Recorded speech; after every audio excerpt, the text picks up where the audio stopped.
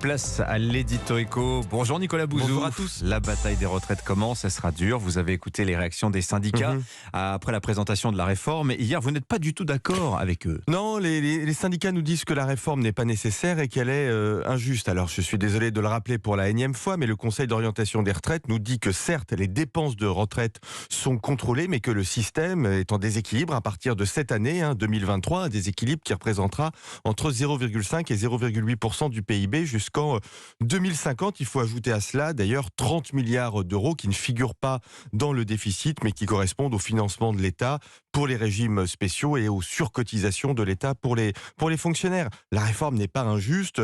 Elle ne vise pas simplement à sauvegarder le système, mais à sauvegarder le niveau des pensions pour un système de retraite qui en France est un système redistributif. Alors, vous vous agacez aussi de la vision du travail, cette vision du travail dont témoigne l'hostilité syndicale Mais oui, à la réforme des écoutez, retraites. j'ai arpenté certains plateaux de télévision hier soir et c'est toujours la même chose, c'est-à-dire que les syndicats nous expliquent que travailler plus c'est catastrophique, que travailler d'ailleurs c'est catastrophique, que le travail c'est un scandale, que personne ne veut travailler quelques trimestres en plus dans la vie, comme si le travail correspondait pas à l'émancipation, la participation à la construction du monde, même parfois à l'épanouissement personnel. Et puis je rappelle quand même que notre système de protection sociale, il est bâti et il a été bâti par les partenaires sociaux après la guerre sur le travail. Refuser cette évidence, c'est le fragiliser. Alors que les syndicats se battent pour de meilleurs salaires, c'est légitime.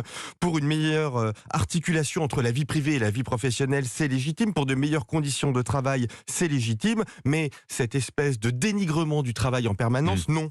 Oui, mais il y a aussi, Nicolas, reconnaissez-le, des métiers qui sont peu intéressants, des métiers qui vous détruisent le dos. Tout le monde n'a pas la chance d'être éditorialiste sur Europe 1. Mais je le reconnais bien volontiers, il y a des métiers qui sont usants et pour eux, bien évidemment, il faut partir tôt en retraite. Nous sommes d'accord, mais usant, ça ne veut pas dire fatigant. Et je vais faire quelque chose que je n'ai jamais fait. Pour une fois, je vais vous réciter un poème, quelques strophes de Robert Lamoureux. La fatigue, monsieur, c'est un prix toujours juste. C'est le prix d'une journée d'effort et de lutte. C'est le prix d'un labeur, d'un mur ou d'un exploit. Non pas le prix qu'on paie, mais celui qu'on reçoit. C'est le prix d'un travail, d'une journée remplie. Et c'est la preuve aussi qu'on vit avec la vie. Voilà, la fatigue, c'est le prix aussi d'une bonne manifestation aussi, potentiellement. On va voir ça.